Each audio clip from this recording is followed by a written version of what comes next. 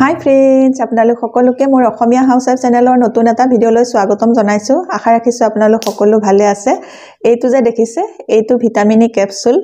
এই vitamin E কেপচুলটো আপোনালোক সকলোৱে চিনি পায় আৰু এই ভিটামিন ই কেপচুলটো কেনেকৈ ব্যৱহাৰ কৰিব লাগে কম বেছি পৰিমাণে আপোনালোক সকলোৱে নিশ্চয় জানে। আজি মই এই ভিটামিন ই কেপচুলেৰে খুব বঢ়িয়া এটা fairness night skin care cream বনাই দেখুৱাম। আপোনালোকে সেইটো ইউজ কৰিলে আপোনালোকৰ স্কিনৰ পৰা যদি পিগমেণ্টেশ্যনৰ দাগ আছে, কলা দাগ পৰিছে বা আপোনালোকৰ স্কিনখনত ৰিংকুল হৈছে, স্কিনখনত বলি ৰেখা আহিছে বা স্কিনখনত বয়সৰ ছাপ দেখা পাইছে, তেতিয়াহ'লে এই ক্ৰীমটো লগালে সেইখিনি সমস্যা দূৰ কৰাত সহায় কৰিব। যদি পিগমেণ্টেশ্যন আছে বা স্কিনত কলা দাগ পৰিছে, সেইসমূহ দূৰ কৰাতো সহায় কৰিব। স্কিনত হোৱা পিগমেণ্টেশ্যনৰ দাগবোৰ দূৰ কৰিবলৈ সময় লাগে। সেইকাৰণে আপোনালোকে এই ক্ৰীমটো ৰেগুলাৰ ইউজ কৰিব লাগিব। তেতিয়া আপোনালোকৰ স্কিনৰ পৰা 2 মাহ 3 মাহৰ ভিতৰত পিগমেণ্টেশ্যনৰ দাগটো পাতল হ'ব। মানে ডিপেণ্ড কৰিব আপোনালোকৰ পিগমেণ্টেশ্যনটো কিমান পুৰণা। পিগমেণ্টেশ্যনৰ দাগটো যদি বেছি পুৰণা হয় তেতিয়াহ'লে দূৰ কৰোঁতে সময় ল'ব, আৰু যদি পিগমেণ্টেশ্যনটো নতুন তেতিয়াহ'লে দূৰ কৰোঁতে 2 মাহমানৰ ভিতৰতে ভাল হৈ যাব। এই ফেয়াৰনেছ ক্ৰীমটো আপোনালোকে সদায় ৰাতি শোৱাৰ আগত লগাব লাগিব। শোৱাৰ আগত লগালে কি হ'ব, আমাৰ স্কিনখনত বেছি ভাল ৰিজাল্ট পাম। কাৰণ আমি ৰাতি শুই থাকোঁ, আমাৰ স্কিনত কোনো ধূলি বালি নালাগে, কোনো পলিউশ্যন নালাগে, স্কিনখন ধুনীয়াকৈ শুই থকা হয়। এই শুই থকা সময়ত যদি আমি খুব বঢ়িয়া এটা নাইট ক্ৰীম লগাই শুই থাকোঁ, তেতিয়াহ'লে সেই নাইট ক্ৰীমটোৱে আমাৰ স্কিনখন ৰিপেয়াৰ কৰিবলৈ সুবিধা পায়। ৰাতি স্কিন কেয়াৰ কৰিলে স্কিনখনত বেছি ভাল ৰিজাল্ট পায়। এতিয়া মই প্ৰথমতে আপোনালোকক ক্ৰীমটো বনাই দেখুৱাম। বনাই পেলাই লগাব লাগে কেনেকৈ সেইটো নিয়মটো দেখুৱাম। আপোনালোকে ভিডিঅ'টো সম্পূৰ্ণকৈ চাব। সম্পূৰ্ণকৈ নাচালে আপোনালোকে সকলোবিলাক নিয়ম নাজানিব। নাজানিলে যদি উল্টা পুল্টাকৈ লগাই দিয়ে আপোনালোকৰ স্কিনখনত বেছি ভাল ৰিজাল্ট নাপাব। গতিকে আপোনালোকে ভিডিঅ'টো শেষলৈকে চালেহে নিয়মবোৰ বুজি পাব আৰু আপোনালোকে এপ্লাই কৰিব পাৰিব।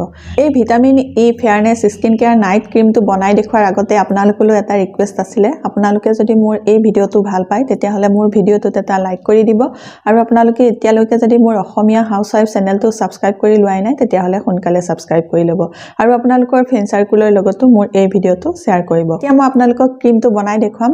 ক্ৰীমটো বনাই দেখুৱাৰ আগতে প্ৰথমতে মুখখন কি কৰিব লাগিব সেইটো আপোনালোকক দেখুৱাই আছোঁ। প্ৰথমতে আপোনালোকে ৰাতি মুখখন ফেচ ৱাছটো কৰি ল'ব। ফেচ ৱাছ কৰাৰ পাছত আপোনালোকে গোলাপ জল ল'ব। গোলাপ জল এটুকুৰা কটনত লৈ ল'ব। কটনত লোৱাৰ পাছত আপোনালোকে লাহে লাহে কটন টুকুৰাই গোলাপ জল সানি সানি মুখখন ধুনীয়াকৈ আকৌ এবাৰ চাফা কৰি ল'ব।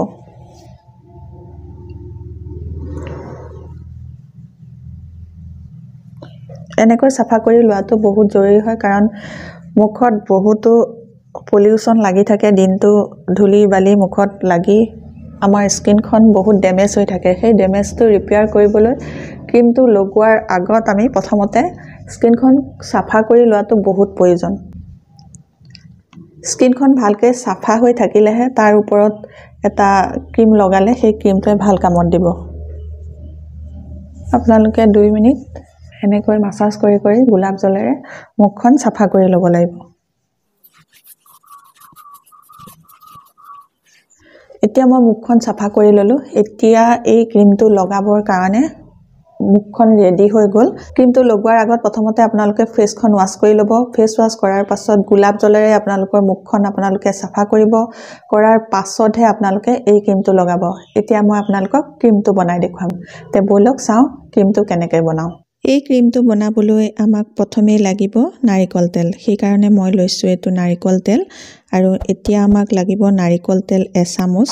নাৰিকল তেলে আমাৰ স্কিনখন বগা কৰাৰ লগতে আমাৰ স্কিনখন টাইট আৰু য়ং কৰি ৰখাটো সহায় কৰে। ইয়াৰ পাছত আমাক লাগিব এল'ভেৰা জেল। এল'ভেৰা জেলেও আমাৰ স্কিনখন উজ্জ্বল কৰিবলৈ, বগা কৰিবলৈ সহায় কৰে। এতিয়া মই এল'ভেৰা জেল ল'ম 1/2 চামুচ। এতিয়া মই লৈছোঁ 1/2 চামুচ এল'ভেৰা জেল। 1/2 চামুচ লৈছোঁ এই কাৰণে, মাত্ৰ এবাৰ লগাবৰ কাৰণে বনাইছোঁ, সেইকাৰণে 1/2 চামুচ লৈছোঁ। এইটো আপোনালোকে সদায় বনাব আৰু সদায় লগাব।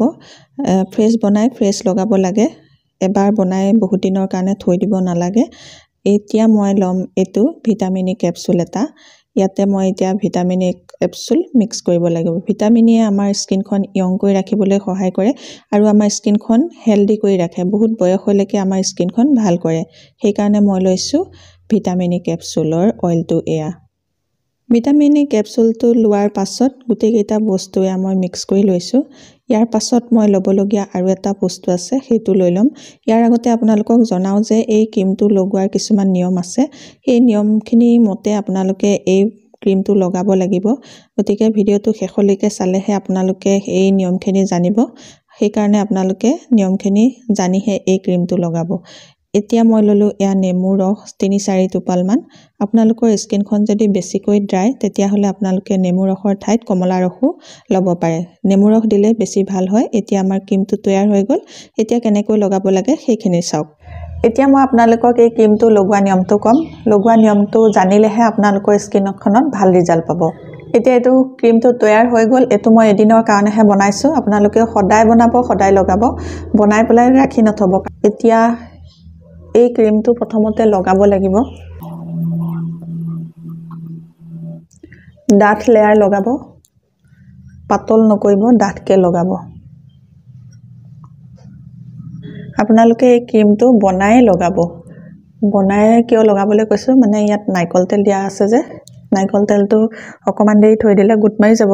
তাৰ পাছত আপোনালোকে এনেধৰণে 5 মিনিট মাছাজ কৰিব। লাহে লাহে চাৰ্কল মোচনত মাছাজ কৰিব। এনেকৈ 5 মিনিট মাছাজ কৰি কৰি এইটো ক্ৰীমটো লগালে স্কিনতে সোনকালে এবজৰ্ব হ'ব আৰু স্কিনখনত থকা বলিৰেখা, ৰিংকুল এইবিলাক দূৰ কৰাটো সহায় হ'ব। চকুৰ ছাইডত যদি ডাৰ্ক চাৰ্কুল আছে আপোনালোকে লগাই এনেকৈ মাছাজ কৰি দিব। আপোনালোকে অকণমান ক্ৰীম ল'ব, লৈ আপোনালোকৰ ওঠখনতো মাছাজ কৰিব। যদি ওঠ ক'লা পৰিছে আপোনালোকৰ, সেই ওঠ ক'লা পৰা সমস্যাও দূৰ হ'ব। এতিয়া মোৰ এয়া 5 মিনিট মাছাজ কৰা হৈ গৈছে। 5 মিনিট মাছাজ কৰি লোৱাৰ পাছত এতিয়া মই 5 মিনিটৰ কাৰণে এনেদৰে ৰাখি দিম। তাৰ পাছত কি কৰিব লাগে আপোনালোকক দেখুৱাই আছোঁ। এতিয়া মোৰ 5 মিনিট হৈ গ'ল এই ক্ৰীমটো লগাই থোৱা। এতিয়া মই আনিছোঁ এখন ভিজা টাৱেল। এই টাৱেলখনেৰে মই মুখখন এতিয়া লাহেকৈ মচি নিম।